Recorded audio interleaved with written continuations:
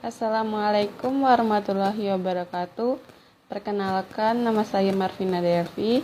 Saya akan membacakan kultum yang berjudul Berharap Hanya Kepada Allah untuk memenuhi tugas mata kuliah pembelajaran berbicara. Assalamualaikum warahmatullahi wabarakatuh. Alhamdulillahirabbil alamin. Assalatu wassalamu ala asrofil anbiya'i wal mursalin wa ala alihi washabbihi rasulillahi ajmain. Amma ba'du. Perkenalkan, nama saya Marvina Delvi. Pada kesempatan kali ini saya akan menyampaikan sebuah ceramah yang berjudul Berharap Hanya Kepada Allah. Kita sebagai manusia pasti seringkali berharap. Mulai dari yang masih muda hingga yang sudah dewasa, pasti kita selalu berharap. Entah itu berharap hal kecil seperti berharap besok cuaca akan cerah, atau hal besar seperti berharap cita-cita kita akan tercapai. Sebagai seorang muslim, tentu kita tahu berharap hanya boleh kepada Allah. Karena tidaklah segala sesuatu berjalan di bumi ini melainkan karena kehendak Allah. Hal itu bersesuaian dengan Al-Quran surat Al-Insyirah ayat 8 yang berbunyi, A'udzubillahi minasyaitonirrajim, Bismillahirrahmanirrahim, wa ila rabbika farghab, yang artinya, dan hanya kepada Tuhanmu lah kamu berharap. Berharap kepada manusia adalah sesuatu yang sangat sia-sia, di mana hati manusia bisa berubah kapan saja. Manusia yang baik pun pasti memiliki hawa nafsu. Dia bisa berkhianat kepada kita kapan saja. Kita tidak bisa berharap kepada manusia karena Allah lah sang pemilik hati manusia. Seharusnya kita berharap kepada Allah agar Allah membuat manusia itu tidak pernah mengkhianati kita. Hal ini bersesuaian dengan apa yang sahabat Nabi Ali bin Abi Thalib katakan. Aku sudah pernah merasakan semua kepahitan dalam hidup, tetapi yang paling pahit adalah berharap kepada manusia. Sebagai manusia, hendaknya kita hanya berharap kepada Allah, karena Allah tidak mungkin membuat kita kecewa. Jika berharap kepada manusia, kemungkinan kecewa itu sangat besar. Jadi, hendaknya kita hanya berharap kepada Allah karena Allah selalu memiliki rencana yang terbaik untuk kita. Meskipun terkadang kita rasa Allah tidak mengabulkan apa yang kita inginkan, sesuatu tidak terjadi sesuai dengan apa yang kita minta.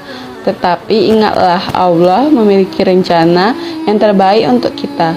Terkadang sesuatu yang kita harapkan itu baik, belum tentu itu baik untuk kita, dan sesuatu yang terjadi itu buruk, belum tentu itu buruk juga hasilnya untuk kita. Kita tidak tahu apa yang Allah rencanakan untuk kita. Yang kita yakini adalah Allah selalu merencanakan yang terbaik untuk kita. Terkadang dari hal buruk yang terjadi itu sebenarnya ada hal baik yang terselip, tetapi kita seringkali tidak sadar karena kurangnya bersyukur. Seharusnya kita selalu berprasangka baik terhadap Allah. Dalam Islam sendiri, manusia dilarang untuk berputus asa. Mungkin suatu hari teman-teman kita akan meninggalkan kita untuk urusan yang lain yang lebih penting menurutnya. Sedangkan Allah tidaklah pernah meninggalkan kita. Teman-teman kita bisa saja membuat kita kecewa, maupun itu orang tua, atau saudara, atau keluarga. Yang namanya berharap kepada manusia itu tidak ada yang bisa menjamin kalau mereka tidak akan pernah membuat kita kecewa.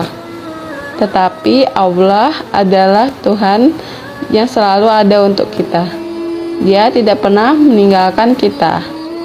Jadi ketika kita sendirian berada dalam masalah yang besar, kita tidak boleh berputus asa.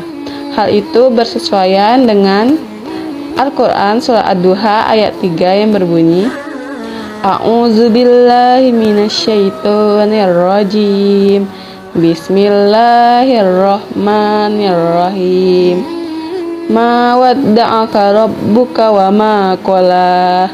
Yang artinya, Tuhanmu tiada meninggalkanmu dan tiada pula benci kepadamu.